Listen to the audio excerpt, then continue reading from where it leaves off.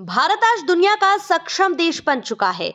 1947 में जो बंटवारा हुआ था वहां कांग्रेस के पापों का परिणाम है। कांग्रेस का यहां पाप 7 जन्म तक नहीं छूटने वाला।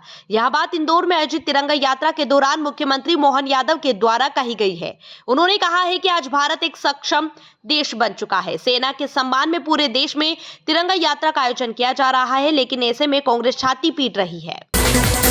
इंदौर के नागरिकों की समस्याओं के त्वरित निराकरण के लिए नगर निगम के द्वारा व्हाट्सएप नंबर 7440311311 जारी किया गया है। इस नंबर पर शहर के नागरिक कभी भी किसी भी समय पर अपनी शिकायत दर्ज करा सकते हैं। बुधवार को मुख्यमंत्री डॉक्टर मोहन यादव के द्वारा इस नंबर का शुभारंभ किया गया है। महापौर पुष्यमित्र भार्गव के नेतृत्व में इंदौर का यहाँ एक और बड़ा कदम है।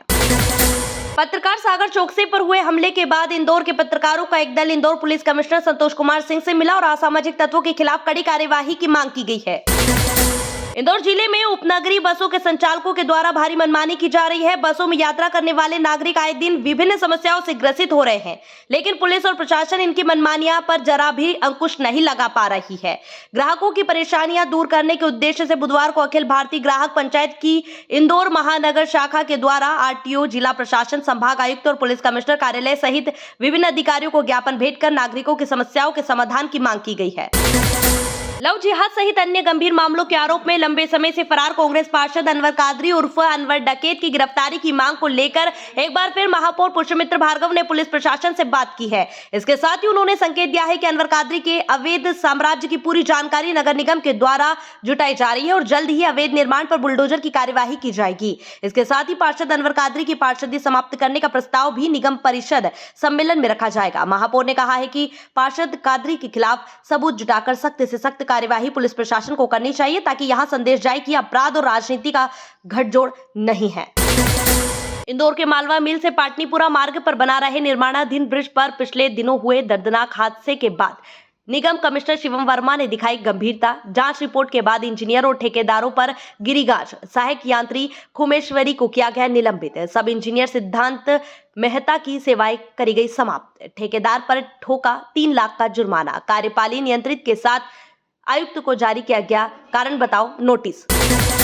स्वाद और जायके के लिए देश भर में प्रचलित इंदौर की सराफा चौपाटी का इंदौर सराफा व्यापारी संघ ने बुधवार को जमकर विरोध किया है। व्यापारियों का कहना है यहां पर पारंपरिक दुकानों से चौपाटी की एक अलग पहचान थी, लेकिन अब सैकड़ों अस्थायी दुकानों में घटिया क्वालिटी का खाना परोसा जा रहा है, जिससे सराफा की साख और सुरक्षा दोनों पर खतरा मंडरा रहा है। वर्तमान में यहाँ स्टॉलों की संख्या 200 से ज्यादा हो चुकी है। अस्थायी गैस सिलेंडर और बिजली कनेक्शन जैसी व्यवस्थाएं भी हादसे को न्योता दे रही है। इसके खिलाफ निगम और प्रशासन को उचित कार्यवाही करनी चाहिए।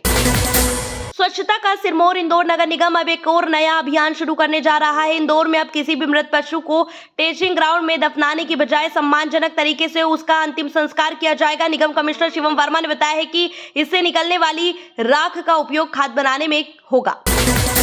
स्कूली बसों के माध्यम से दिया जा रहा है हर घर तिरंगा हर घर स्वच्छता अभियान का संदेश। इंदौर जिले में इस अभियान के अंतर्गत राष्ट्रीय ध्वज तिरंगे के प्रति सम्मान व्यक्त करने और जन जागरण के लिए लगातार अनेक कार्यक्रम और गतिविधियां हो रही है। इसी के तहत क्षेत्रीय परिवहन कार्यालय द्वारा सभी स्कूली बसों में हर घर तिरंगा हर घर स्वच्छता अभियान के संबंध में पोस्टर लगाए जा रहे हैं।